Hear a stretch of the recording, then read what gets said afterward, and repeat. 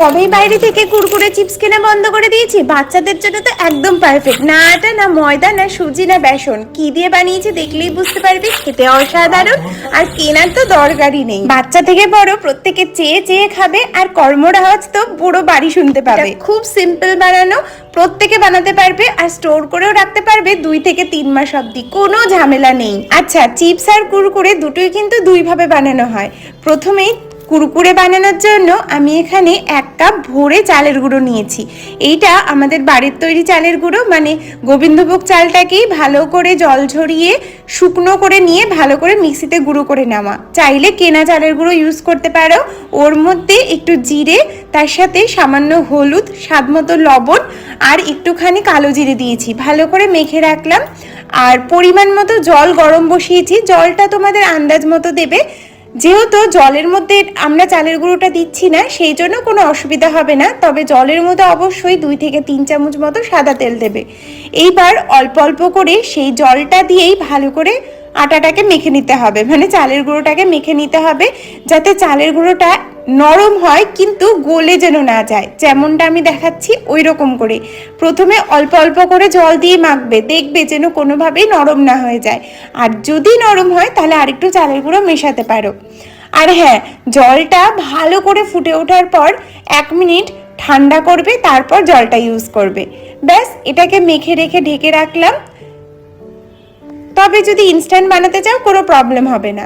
আর ওইদিকে চিপস বানানোর জন্য চালের গুঁড়ো সেই 1 কাপে নিয়েছি, দিয়েছি বেশ খানিকটা কালো জিরে, সাদা তেল, পরিমাণ মতো হলুদ, লবণ, আর তার সাথে লাল লঙ্কার গুঁড়ো। কোনো ঝাল লঙ্কা না, সিম্পল লাল লঙ্কার গুঁড়ো যেটা সেটাই।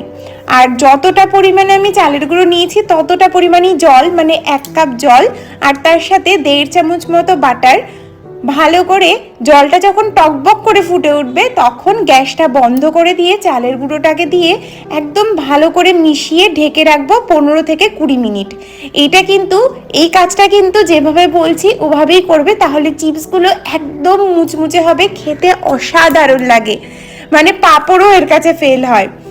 এই দুটো জিনিসই যতবার খাবে পাশের ঘরের লোকও তোমাদের আওয়াজ শুনতে পাবে, এতটা মজমজে হয়। তো আমি ঢেকে রাখলাম। আর এইদিকে কুরকুরে বানানোর জন্য গোল গোল লেচি বানিয়ে নিচ্ছি। একদম ছোট ছোট করবে, বেশি বড় করবে না, নয়তো কিন্তু ভাজতে সময় লাগবে। একদম ছোট ছোট লেচি বানিয়েছি। হাত দিয়ে এরকম লম্বা লম্বা করতে পারো, তোমরা চাইলে লম্বা গোল যেরকম খুশি শেপ দিয়ে করতে পারো। তবে যেহেতু এটা চালের গুঁড়োর কুরকুরে বলছি, সেজন্য লম্বা লম্বা করেই করেছি। এইবার তেল নিয়েছি, সাদা তেল। তেলটা ভালো মানের গরম হয়ে আসলে গ্যাসের টেম্পারেচারটা লোতে রেখে ভালো করে ভেজে নিতে হবে। একদম ভাজতে সময় লাগে না, 2 থেকে 3 মিনিটেই একদম কড়কড়াই কুরকুরেগুলো ভাজা হয়ে যায়। দেখবে কত সুন্দর ফুলে ফুলে যাবে, আর ভেতরটা একদম মচমচে হয়। তো এদিকে চালের গুঁড়ো যে ডোটা বানিয়ে রেখেছিলাম চিপসের জন্য, সেটাও সুন্দরভাবে একটু ঠান্ডা হয়েছিল, তো হাত দিয়ে নরম করে মেখে নিয়েছি। যতটা ভালো করে মাখবে তত কিন্তু খাস্তা হবে। 3 থেকে 4 মিনিট ভালো করে মেখে নিয়েছি, আর আমাদের প্রথম ব্যাচ কুরকুরে কিন্তু রেডি। দেখেই কতটা লোভনীয় লাগছে না। এর মধ্যে কেউ বিশ্বাসই করবে না যে এর মধ্যে না ময়দা, না সুজি, না আটা, কিচ্ছু নেই। দারুণ হয় খেতে। আর অবশ্যই এই চিপসটা কিন্তু বাড়িতে বানিয়ে দেখতে পারো। যদি পাপড়ি চাট বা যে কোনো চাট তোমাদের পছন্দ হয়, এই চিপস দিয়ে খেতেও কিন্তু দারুণ লাগে। আর এমনি খেতে তো দারুণই লাগে, আমি নর্মালি খেতে ভালোবাসি, চায়ের সাথেও ভালো লাগে। তো আমি এইভাবেই সমস্ত এই কুরকুরেগুলো বানিয়ে নিয়েছিলাম। কুরকুরেগুলো ভাজতে খুব একটা সময় লাগেনি, চিপসগুলো হালকা একটু সময় লাগে। তোমাদের বাড়িতে যদি ছোট বড় যেমনই বাচ্চা থাকুক, মানে বাড়ির আত্মীয় স্বজনরাও যদি আসে, তাদেরকে যদি দোকানে কেনা চিপস কুরকুরে এসব না দিয়ে বাড়িতে এসব বানিয়ে দাও, তাহলে কিন্তু তারাও খুব খুশি হবে। আমি এটা মাঝে সাঝেই বানিয়ে রাখি। সন্ধেবেলা না 3টে সাড়ে 3টার পর খুচকাচ খেতে ইচ্ছা করে, তখন এই 4-5টা খেয়ে নিলে পেটটাও বেশ ভরে যায়, আর খেতে এত দারুণ লাগে। যদিও বা মন ভরে না, যেহেতু স্টোর করে রাখা, তাই দুজন মিলে বেশ খানিকটা বানিয়ে স্টোর করেও রাখি, আর খেতেও বেশ ভালো লাগে। আমি চিপসগুলো খুব ভালো করেই ভেজেছিলাম। তেলের টেম্পারেচারটা মিডিয়ামে রেখে চিপসগুলো দিয়ে দেবে। দেখবে প্রথমে কি সুন্দর লুচির মতো ফুলবে, তারপর আস্তে আস্তে কড়কড়া না হওয়া অবধি সুন্দর করে ভেজে নেবে। একদম গোল্ডেন কালার হলে তুলে রাখবে।